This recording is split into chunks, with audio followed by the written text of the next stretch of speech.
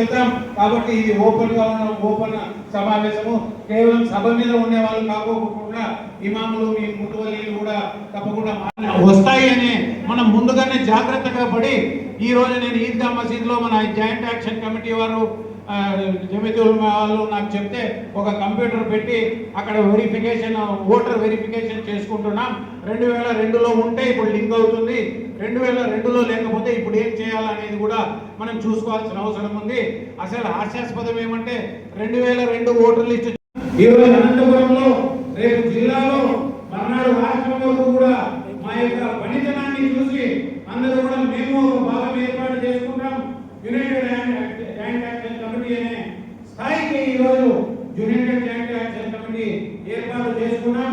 మాకు పార్టీలకు అతీతంగా కుల మతాలకు అతీతంగా మంచి పనులు చేసే జాయింట్ యాక్షన్ కమిటీకి ఎప్పుడు కూడా మీరు పిలవగానే నాకు పిలవలేదు, నాకు ఓటు పెట్టలేదు, నాకు ఫోన్ కాలేదు అనుకోకుండా మీరు స్వతహాగా ఎప్పుడు రావాలా, వచ్చి ఈ యొక్క జాయింట్ యాక్షన్ కమిటీ పనులను మీరు ముందుకు తీసుకెళ్లాలా.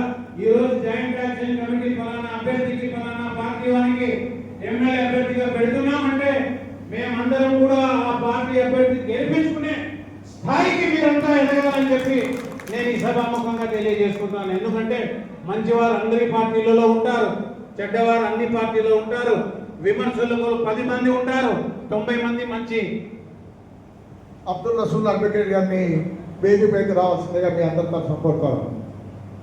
కాబట్టి నేను ఎప్పుడు కూడా పార్టీలకు అతీతంగా కౌమ్ మజహబ్ ముస్లిం మతానికి పనిచేసేటప్పుడు నేను పార్టీలు పక్కన పెట్టి పనిచేస్తానని మరొకసారి విమర్శించే వారికి నేను ఈ సభాముఖంగా తెలియజేస్తున్నాను. ఎందుకంటే కమ్యూనిటీ అందరి ఇచ్చిన వాళ్ళకి మన శక్తి సన్మాన కార్యక్రమం ఏర్పాటు చేసి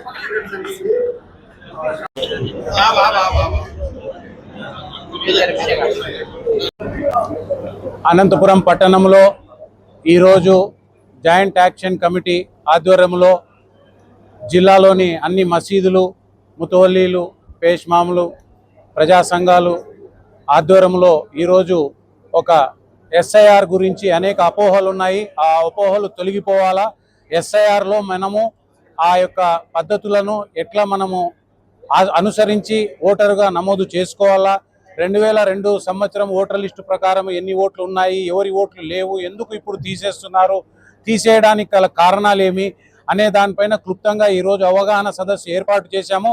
ఇది కులాల మతాలకు అతీతంగా అన్ని పార్టీలకు, ఇక్కడ వైఎస్ఆర్ పార్టీ వాళ్ళు, టీడీపీ పార్టీ వాళ్ళు, కాంగ్రెస్ పార్టీ వాళ్ళు, బీజేపీ పార్టీ వాళ్ళు అందరూ కూడా, సిపిఐ పార్టీ వాళ్ళు, సిపిఎం పార్టీ వాళ్ళు వచ్చారు. ఇది పార్టీలకు అతీతంగా, ఎందుకంటే ముందు మనము ఓటు హక్కు వినియోగించుకోవాలంటే మన ఓటు ఉండాలా. మన ఓటు ఉండాలంటే ఈరోజు నమోదు కార్యక్రమంలో మనం అందరూ కలిసి ఓటు హక్కుని ఉపయోగించుకోవాలా, ఓటరు పేరు నమోదు చేసుకోవాలనే ఉద్దేశంతో ఇక్కడ ఉన్నాం. దాని తర్వాత ఎవరి రాజకీయాలు వాళ్ళవి, ఎవరు పార్టీలు వాళ్ళవి, వాళ్ళకు ఓటు వేసుకోవడానికి వాళ్ళకు పూర్తి స్వేచ్ఛ ఉంటుంది.